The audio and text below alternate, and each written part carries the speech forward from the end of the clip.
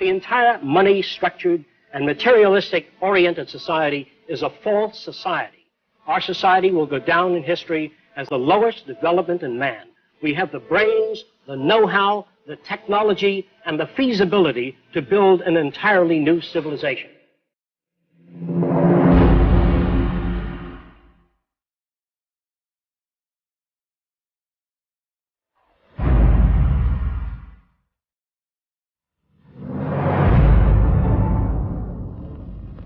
It was living through the 1929 Great Depression that helped shape my social conscience.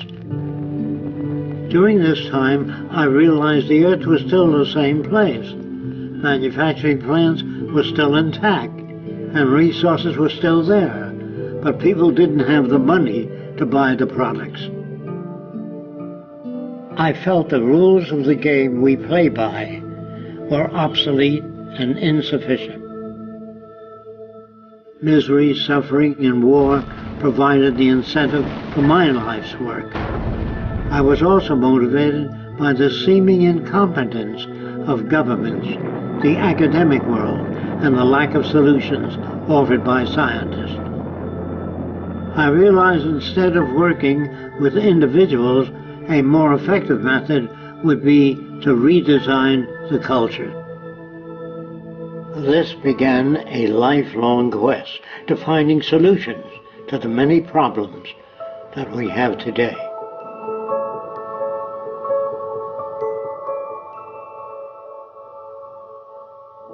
This presentation is a feasible plan for social change that works toward a peaceful and sustainable global civilization where human beings, technology, and nature coexist. It outlines an alternative to strive for, where human rights are not only paper proclamations, but a way of life.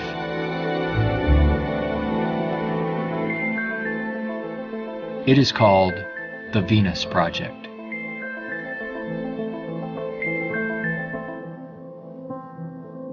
Its founder, Jacques Fresco, calls for a straightforward redesign of the culture in which war, poverty, hunger, debt, and unnecessary human suffering are viewed not only as avoidable, but totally unacceptable. It is becoming increasingly obvious that anything less will simply result in a continuation of the same problems we face today.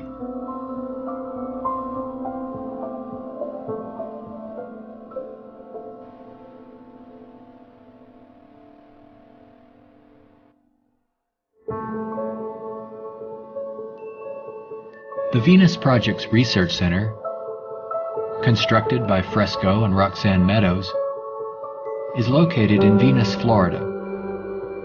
It addresses many of the root causes of our difficulties. But what are the real origins of our problems?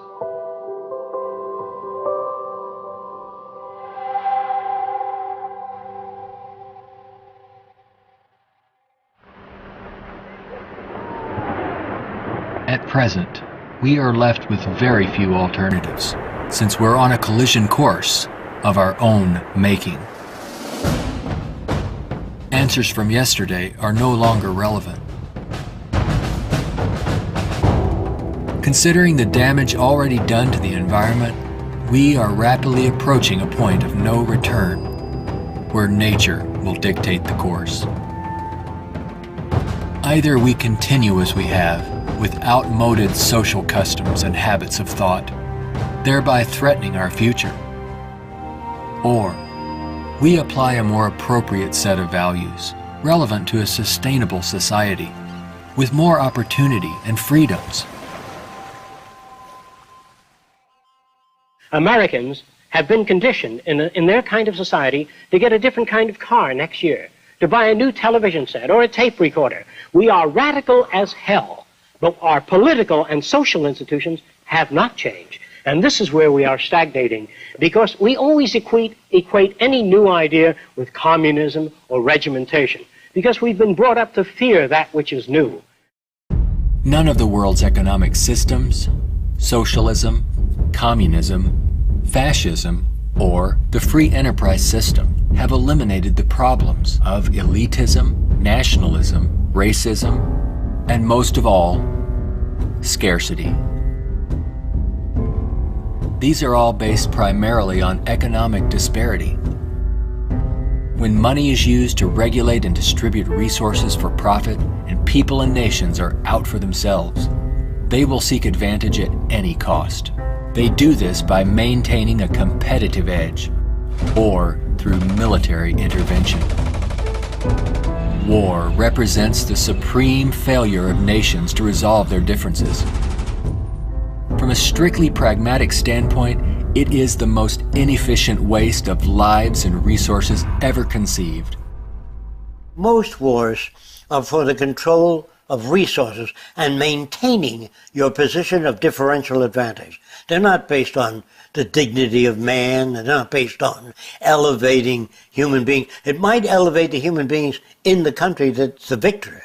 It might do that. But as far as the rest of the world goes, the price is enormous. This crude and violent attempt to resolve international differences takes on even more ominous overtones with the advent of computerized nuclear delivery systems and deadly biological and chemical weapons.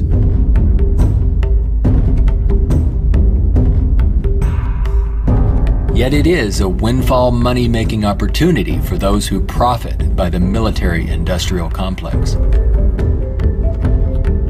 If the profit were taken out of wars, do you really believe we would have them? If they draft you into the army to serve this country, you put up your life for this country, they should draft all the war industries. Every cannon maker, machine gun maker, automobiles, jeeps, warships, all drafted, so that on the same basis of pay as the army. Then it's real. But if you make millions selling warships, machine guns to the army, then it's corrupt. I would, if I had my way, if we had millions of men in the army, I'd send them to school to become problem solvers, how to get along with other nations. That's what we have to do, not kill. When soldiers are just killing machines, they're trained to kill. I would train them to be able to go to Mexico and bridge the difference, and go to the Arab world, see if they can bridge the difference.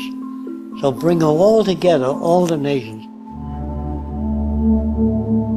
War is not the only form of violence imposed upon people. There is also hunger, poverty, homelessness, and unemployment. The acceptance of these conditions as expressive of human nature is a myth used to keep things as they are.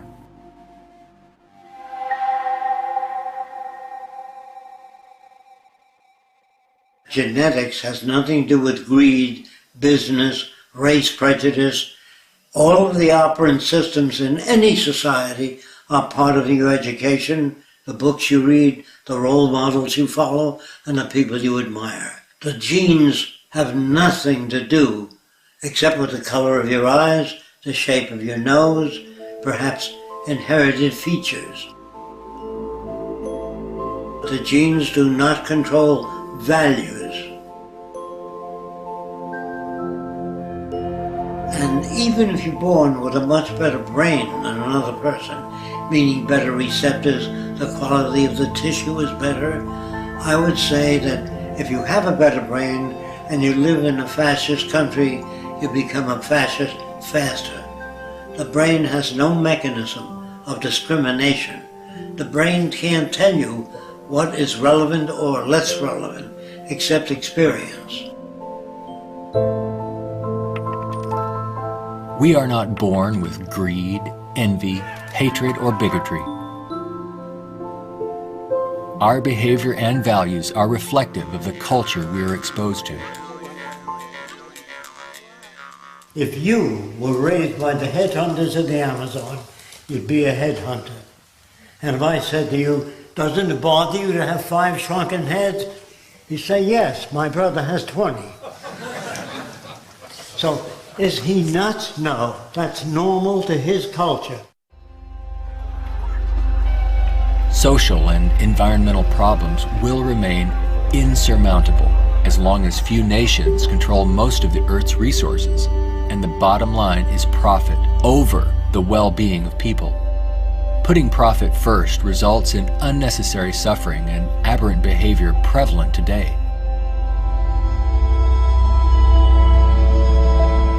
Many people feel that we need the rule of law to eliminate our problems. We have many laws, thousands upon thousands of them, but they are constantly being broken. Paper proclamations and treaties do not alter the facts of scarcity, deprivation, and insecurity.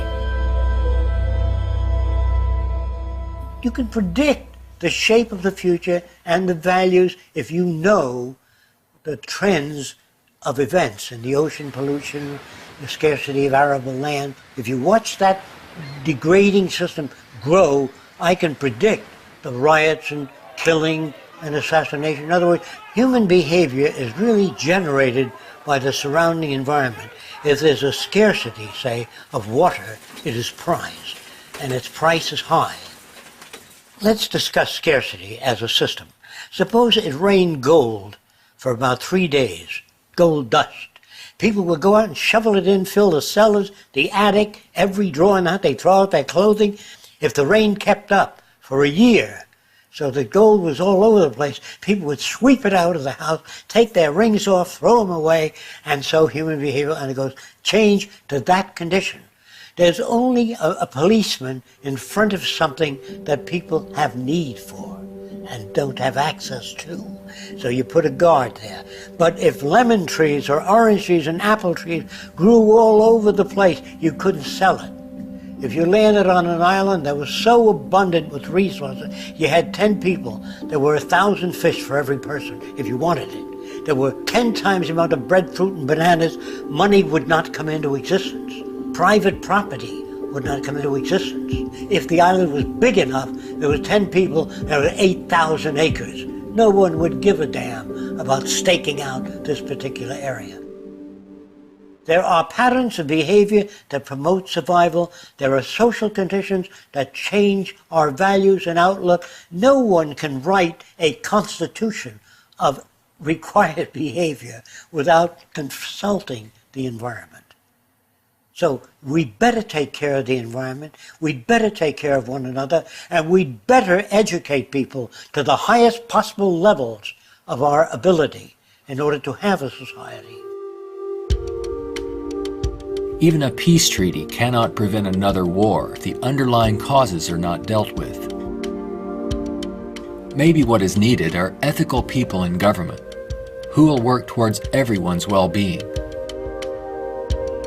But even if the most ethical people were elected to high positions and we ran out of resources, there would still be lying, cheating, stealing, and corruption.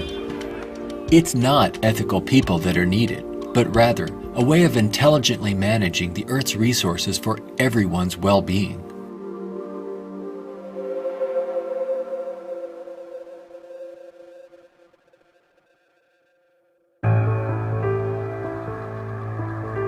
Let's examine our social arrangements further.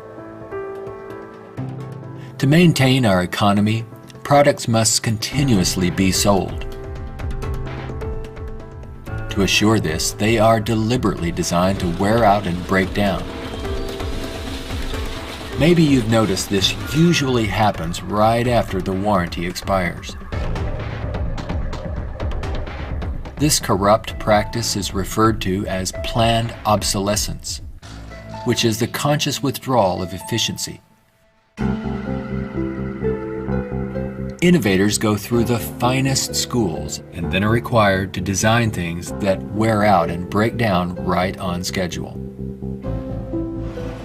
This results in a tremendous waste of resources and energy.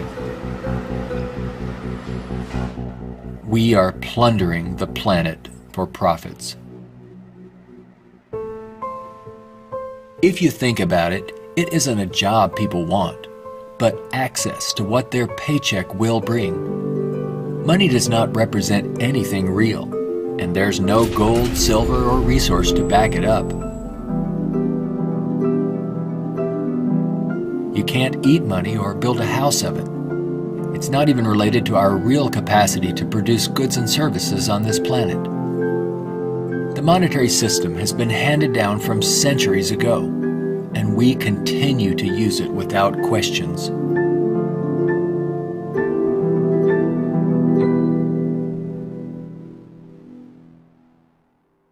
This system will keep installing more and more automation, cutting down on the purchasing power of the majority of people. There will come a time, it's called the Gaussian curve, where employment is that, production is this, and purchasing power is that. The system stops. Banks fail, nothing works anymore. We're moving in that direction very rapidly. We have finally gotten to a place in 2011 where it's becoming obvious that the machine has beaten the man. We're incredibly productive with far fewer people. We are more productive. We are more productive as an economy than ever before. An iPad app can do more less than workers. 4 people. Just that there are fewer jobs. The jobs that do exist now can have lower wages because, for obvious reasons, a lot of people looking for a small number of jobs. The wages go down. That has huge impacts on the middle class and ripples out from there. We're moving towards social collapse. I think this going to happen all over the world, not just here. And it doesn't require the overthrow of the government. It just requires that you let it alone. It'll overthrow itself. If you control the media, you can calm people down. But if the majority keeps getting laid off, and they don't have purchasing power, the system collapses. It doesn't work anymore. They invade. It's already happening. This country is already insoluble. They're going to have difficulty with national security, paying pension people. They've spent far beyond what they already have. Now, all they can do now is create debt, borrow more and more money from banks. We also want to show you a rather grim sign of our times. It's not far from here in Midtown Manhattan. The national debt has grown too large for the national debt clock. It went up back in 1989 when the nation's debt was less than $3 trillion. The debt has been piling up so fast lately they had to drop the dollar sign to make room for an extra digit as the number turned over to more than $10 trillion now and counting every second. A whole new clock with 2 extra spaces will go up next year. The federal government is not allowed to print money. It's not allowed to lend money or get in the banking business. That is a privilege for bankers only. So what the government has to do if they want to build an air force, say, of 2,000 planes a month, they have to borrow money from a private lending institution, sign the dotted line, and if the war is lost or failed, the burden falls on the public to pay off that debt.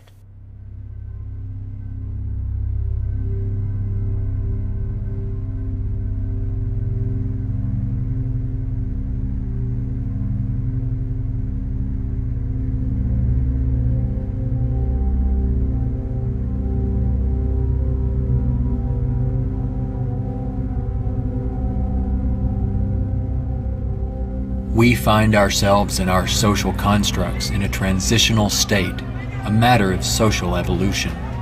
If we want to make it through these turbulent times, we must be able to adapt to change. All things change, including our social systems. Albert Einstein stated, "We cannot solve problems by using the same kind of thinking we used when we created them."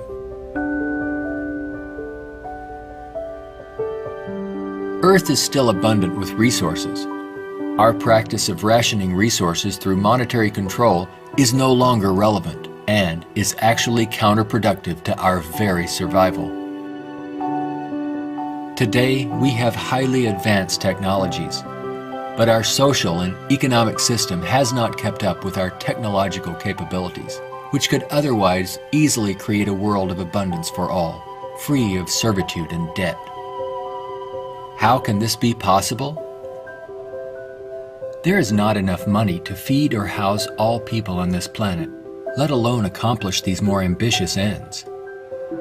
But Earth has more than enough resources to meet the needs of all people, but only if managed intelligently.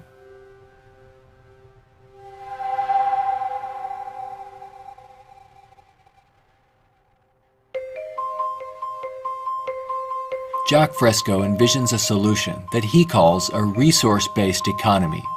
It is a socio-economic system in which all goods and services are available to everyone, without the use of money, barter, credit, debt, or servitude of any kind. It is unlike any social system that has gone before. Fresco arrived at this direction through 75 years of study and experimental research.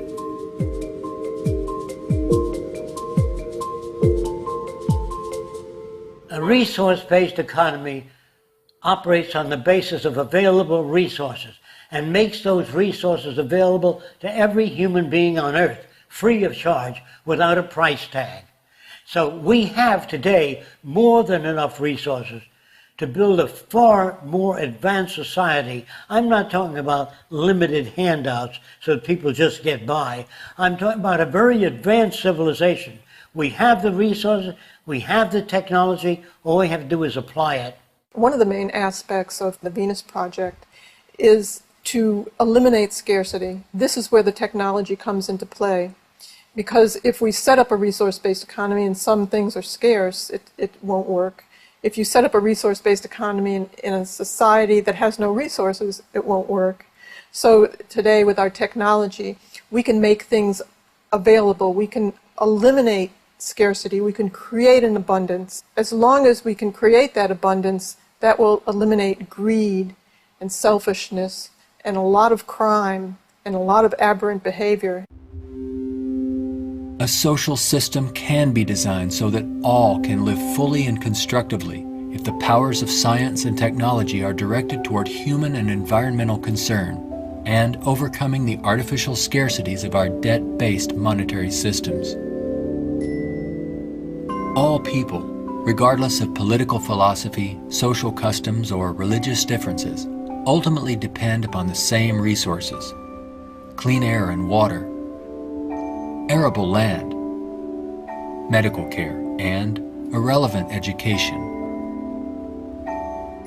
I think if you pledge allegiance to the earth and everyone on it, that'd be the way to go for the future. The human species is a single family, and the world is home to everyone. Neither nations nor people can coexist separately any longer. No more separate nations. So anyone can go anywhere. Before the states joined together, they used to stake out their territory. They used to fight. They had militias. They would fight. This is our territory. Oh no, you're intruding. When all the states joined together, the government worked out the lines of the states and they agreed, and that was the end of territorial disputes. If you want the end of war, you must declare the earth common heritage.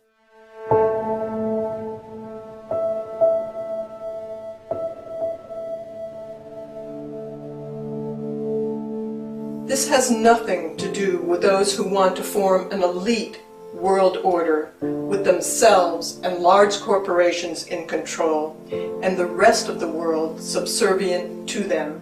On the contrary, a global resource-based economy enables all people to reach their highest potential, where they can thrive and grow in a society that works in their behalf, a society that protects and preserves the environment as well, one that understands that we are part of nature, not separate from it.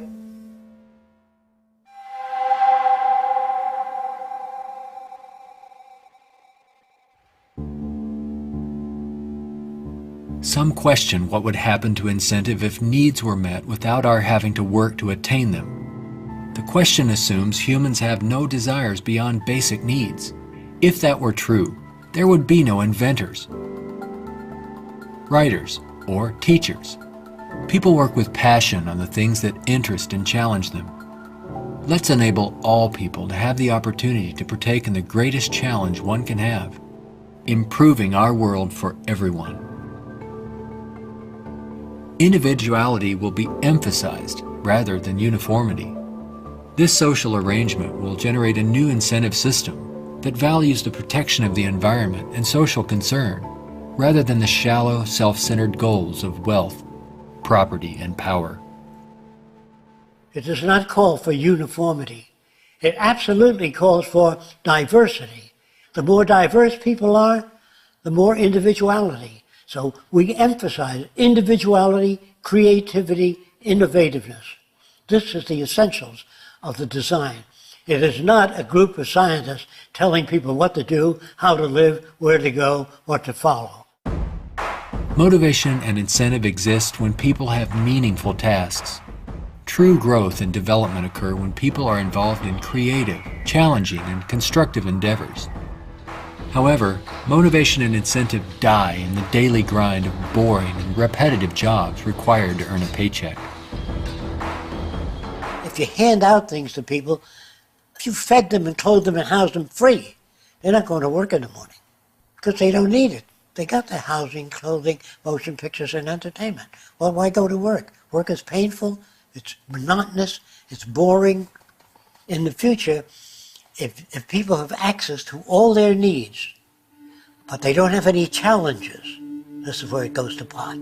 So people constantly are challenged by new things. In our schools, we challenge them with many things that are unsolved and many unresolved problems. If you're well-fed and well-clothed, that doesn't stop your brain from working. That would mean that every millionaire does nothing and is turned off because he got all the means. That's not true. There are many millionaires that work 18 hours a day and don't have enough time. It has to do with your background and your education. The more you know about oceanography, astronomy, and all that, the more interest, the more alive you are. And if you're just given food, clothing, and shelter, now you can go to work. You don't have to worry about making a living, which your incentive would be boosted considerably. So I call that a new and innovative incentive system. It's not monetary oriented, it's problem solving oriented. And you get your kicks out of seeing the world become a better place.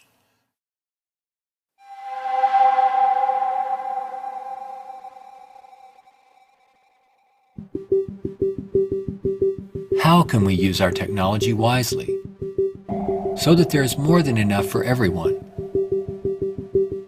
To achieve this, it's mandatory that the planning for it be based on the carrying capacity of the planet's resources. Our entire infrastructure must be redesigned and operated as coherent, integrated total systems.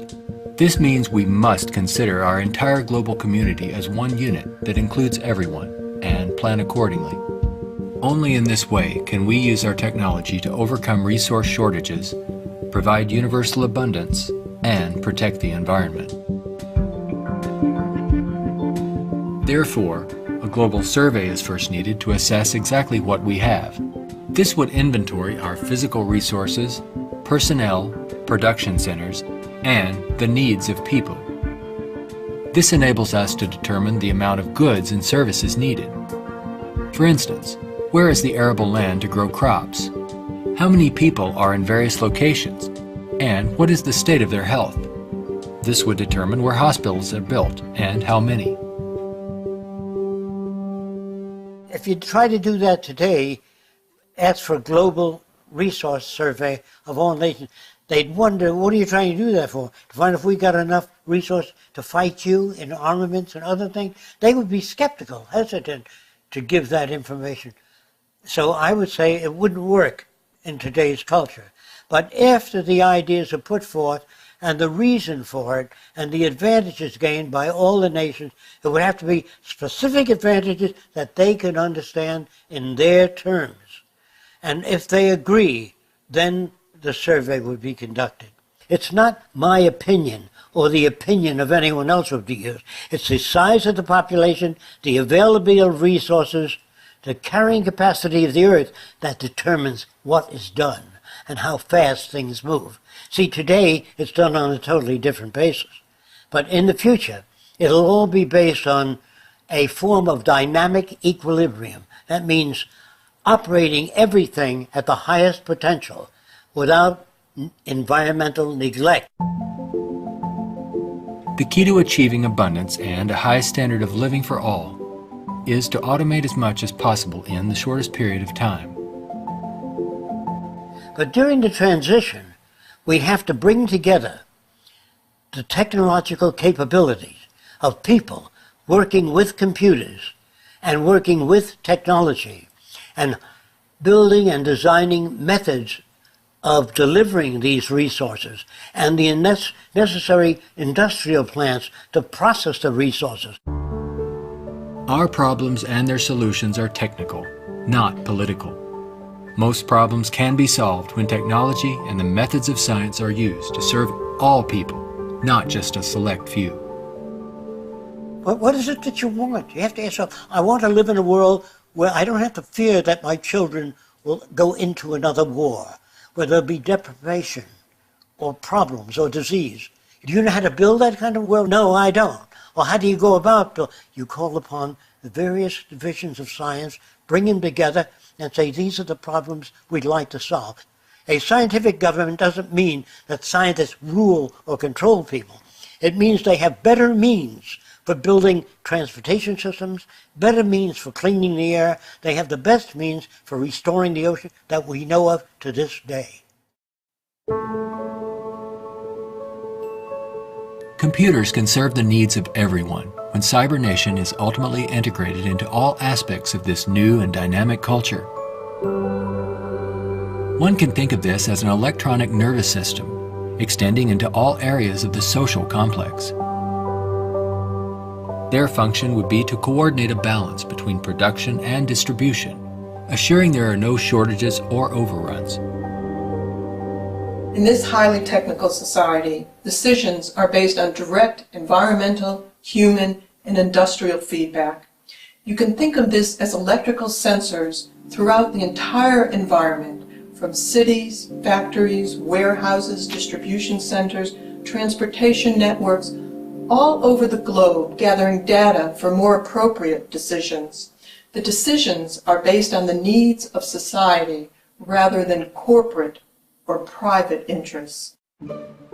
It is not automated technology or machines we should be wary of, but the abuse and misuse of technology by selfish interests.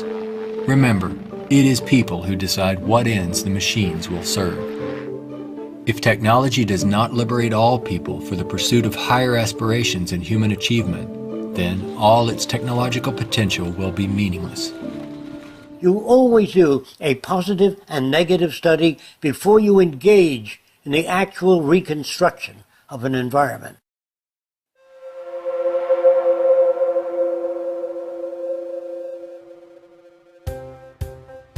It's all just talk unless there is a technical plan to organize and use resources to accomplish abundance. What follows are some of the many approaches the Venus Project provides for the entire social spectrum.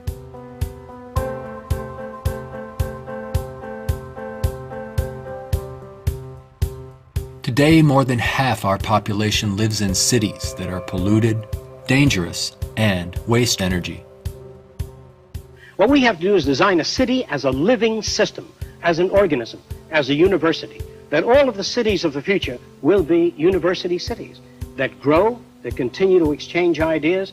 The city will have a built-in transportation system, so there are no accidents and no unthought out areas of technology. Medicine, botany, agriculture, the total system, one planning system. It is actually better to build newer cities from the ground up than to restore and maintain old ones. Fresco uses a systems approach to designing new cities. They're desirable and pleasant places to live. The notion that intelligent overall planning implies mass uniformity is absurd. Cities would be uniform only to the degree that they would require far less materials, save time and energy, and be flexible enough to allow for innovative changes while preserving the local ecology. If we design our cities to meet human needs, you don't have most of the problems that are prevalent today. In the Central Dome, you have childcare, schools, dental care, medical care. In the production and design of the cities, we work out 1/8 of the city system, and then we reproduce it instead of have architects design each building and each structure, which is a tremendous waste of energy and talent. When working on solving the housing problem for all the world's people, construction techniques would be vastly different from those employed today. Extruded and self-erecting structures could revolutionize and speed up construction processes. These lightweight, durable apartments could be produced as continuous extrusions and then separated and positioned in place by the mega machines. The outer shells of these efficient structures serve as photovoltaic generators and heat concentrators. You don't own anything in this society. Really, people don't want money. They want access to things when they want it. And people in a society of abundance, having access to things, will really no longer begin to store and accumulate things. We recycle it, update it, make it better. Take the same materials of an old car, weighs just as much as a new car, so there are no old cars. Old cars mean danger. If you drive a very expensive car and somebody else drives a beat-up old car, if their brakes fail, you may die. We don't want any old cars on the highway. We don't want anything that breaks down. We don't want anything that takes looking after. In a resource-based economy, people may access whatever products they need without the burden of having to purchase, maintain, or insure their possessions. In this way, there is much more to go around for everyone, and products are always available when needed. Anything people may need is available in these outside access domes. Sculpturing materials, musical instruments, somewhat like the public library. They can go down and access a camera or a bicycle or a wristwatch. Anything that they need is available without a price tag. That would mean we must achieve a level of production that's so high that scarcity no longer exists. That will prevent almost all crime. So there's no way of segmenting or making this system just or equitable. We have to make a system that assures human rights. You know, when everybody has free access to goods and services, you don't have to fight for women's rights or black rights. It's an automatic in a society that's set up that way. You don't have to make laws, don't steal. It would bypass that behavior. Surrounding the Central Dome, you have the research centers. Centers that do work that's relevant to the sustainability of the entire community. As we move away from the research centers, we come to the recreational area, which has tennis courts and all of the games that people require.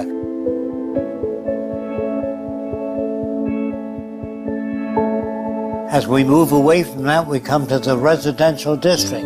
There are streams, waterfalls, lakes throughout the area.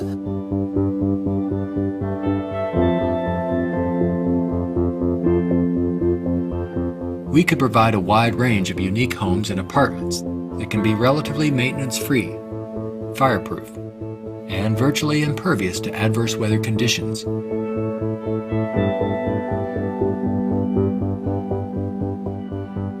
As we move to the next sector, we come to apartments. The reason some people want to live in apartments is because you have drama groups, you have gymnasiums, medical care, dental care, everything is built in to the central towers. I feel that in the future, people will move away from individual houses and live in larger complexes. As we move outward, we come to the indoor agriculture or hydroponic farms. Then there's also outdoor agriculture. The city would use the best of clean technology in harmony with nature, such as wind, solar, geothermal, heat concentrators, piezoelectric, wave, temperature differentials, ocean thermal vents, and much more. A major development for generating energy in the future could be the construction of a land bridge or tunnel across the Bering Strait. These underwater structures convert a portion of the ocean currents through turbines to generate clean sources of power. By using these sources of energy, we could power the Earth on clean energy and enable all people to enjoy a very high standard of living for thousands of years to come. There's no need for the use of polluting hydrocarbons any longer. Pollution will be a thing of the past. All transportation will be integrated into a worldwide transportation system. Transportation within cities will be by transveyors. City-to-city travel will be by monorail.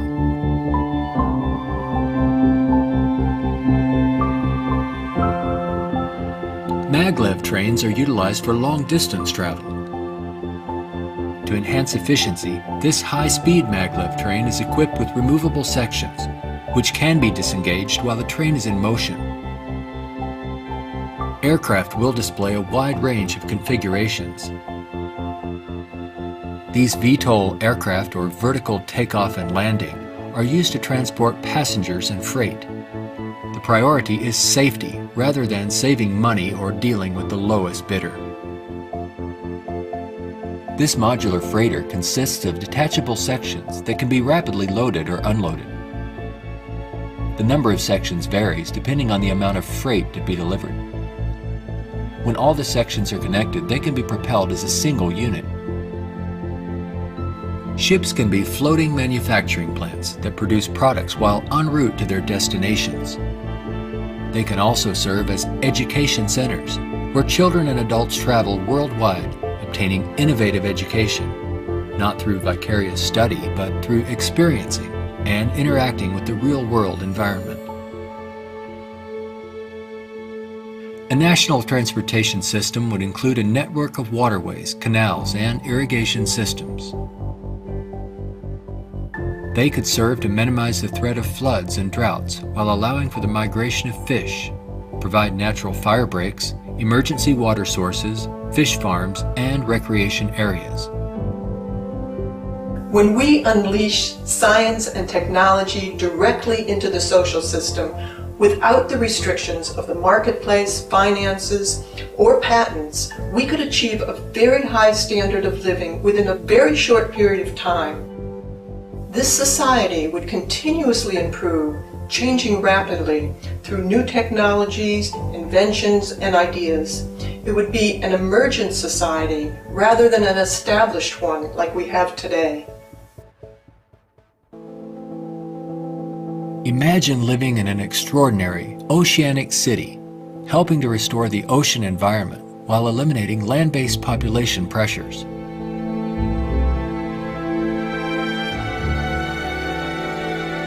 These cities in the sea may serve as universities and research centers where students study marine sciences. They could be used for ocean farming, mariculture, and mining, while maintaining a dynamic balance in the oceanographic environment. Self-sufficient cities in the sea vary in design depending on their location and function. This undersea observation station permits people to view marine life in its natural habitat. These mariculture and sea farming systems cultivate and raise fish along with other forms of marine life to help meet the nutritional needs of the world's people. These structures would permit the free flow of water throughout. Using technology in this way would make it possible for a global society to achieve social advancement and worldwide reconstruction in the shortest time possible. Utopia, if it's ever established, will die, will stagnate. Whereas what I'm talking about, an evolving culture or an emergent culture, I have no notions of a perfect society. I don't know what that means. I know we can do much better than what we've got. I'm no utopian. I'm not a humanist who would like to see everybody living in warmth and harmony. I know that if we don't live that way, we'll kill each other and destroy the earth. This new lifestyle, while providing leisure and recreation, would also enhance knowledge and creativity for everyone. The measure of success would be the fulfillment of one's personal interest rather than the acquisition of wealth and self-centered goals. A resource-based economy would not only change our environment to make it clean, efficient, and enjoyable, but it would introduce a new value system appropriate to the direction and aims of the new innovative approach. With education and resources made available, there would be no limit to the human potential. Everyone will have the freedom to pursue whatever constructive field of endeavor he or she chooses, without the economic limitations that we face today. We are now at a time when decisions must be made if we wish to evolve from our present culture of scarcity, waste, and environmental destruction to a sustainable society of ecological concern and abundance. A nation without a vision of what the future can be is bound to repeat past errors over and over again. If we say dishonestly that man is the highest form of evolution which you get in school, man destroys the oceans, the fish, the atmosphere, one another, and man flies over a city, presses a button, and burns everybody in the city with nuclear weapons. Is he the highest creation of nature? Not yet, in my opinion. We've got a long way to go. We could either develop paradise on earth or oblivion, wipe ourselves out. Only the future will tell. It's what you do to make the future. We can create a world where war and want are distant memories. When all of science and technology are used within a global resource-based economy for the protection of the environment and the well-being of all, only then will we understand what it means to be truly civilized.